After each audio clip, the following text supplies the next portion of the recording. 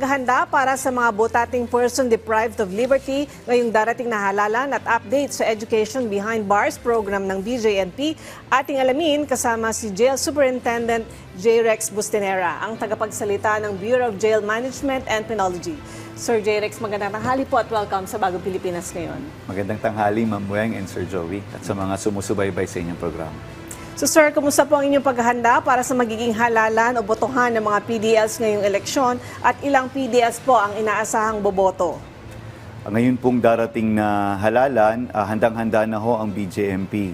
Meron ho tayong humigit 31,000 na botante na boboto ngayong halalan at out of 115,000 nationwide.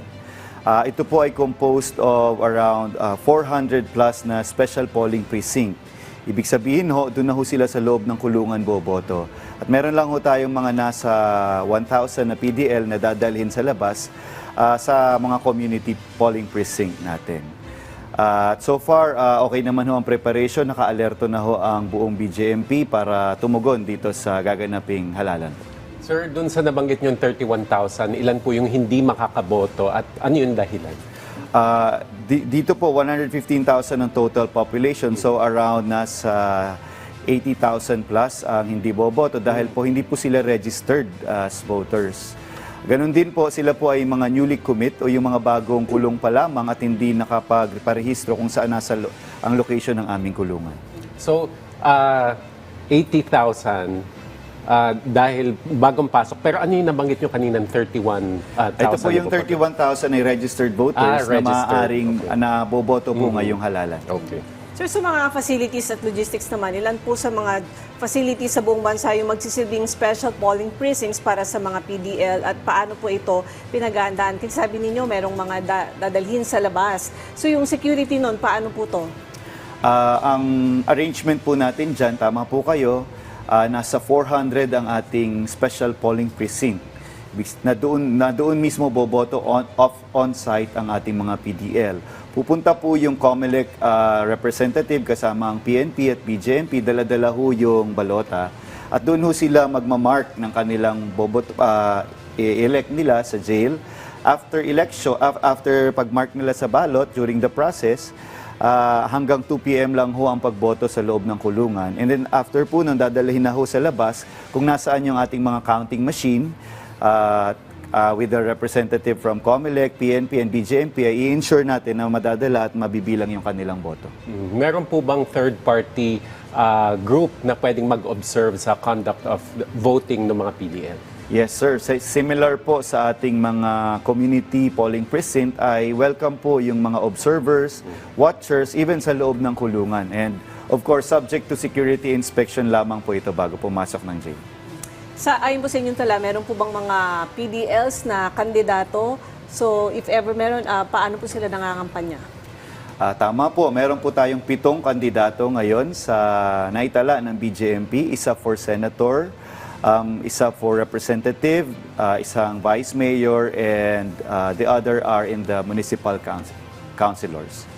So ito pong 7 kandidato na ito ay piniyagan ng COMELEC at ang kanilang kampanya ay depende kung papayagan ho ng korte. So in instances ng BJMP na experience po namin for 2 separate occasions na may nabigyan ng court order sa isang recorded video campaign lamang po. Sino yung tatakbong congressman at saka senator? Sa ating pong datos, ito po yung ating nakakulong na si Apollo Kibuloy for senator, and the other po, mga iba pa pong kandidato.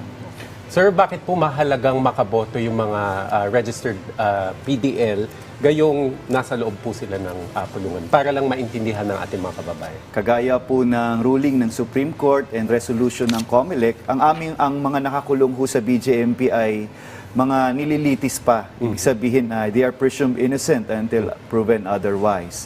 At ang karapatan nilang bumoto, ang their right to suffrage ay intact pa rin. And ang importance ho nito ay ang mga nakakulong ho natin ay ang the last, the least, and the lost in our community. And more often than not ay napapagkaitan ng mga essential services sa lipunan, kaya nga ho sila nakukulong. And the importance is, of course, mas mahalaga na makapili sila ng leader na that will represent their best interest.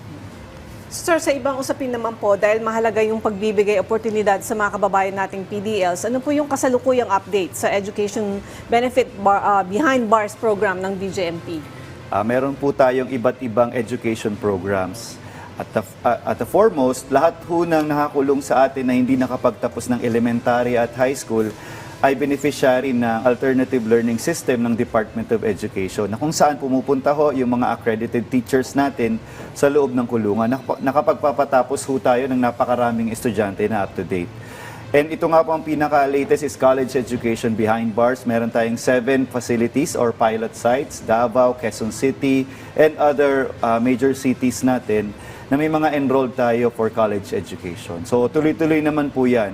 Ang mga nakapagpag-graduate lang po kami ngayon is for high school dun sa alternative learning system. Yung college po kasi simula pa lang, 2 years in the making pa lang po.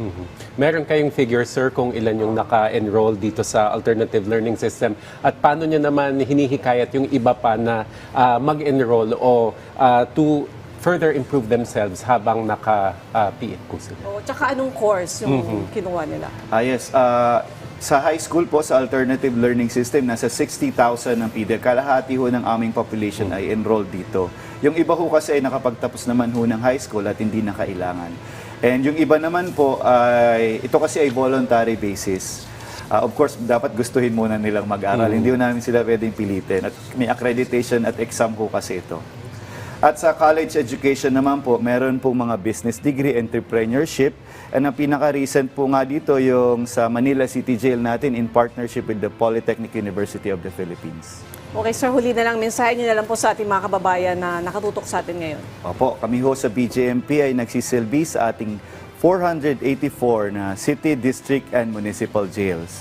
At ngayon pong darating na halala ng aming 31,000 PDL na boboto, ang hangad lang po namin, hindi lang ho sa loob ng kulungan, kundi sa ating mga community at sa mga boboto ay maging peaceful, safe at orderly ang ating election.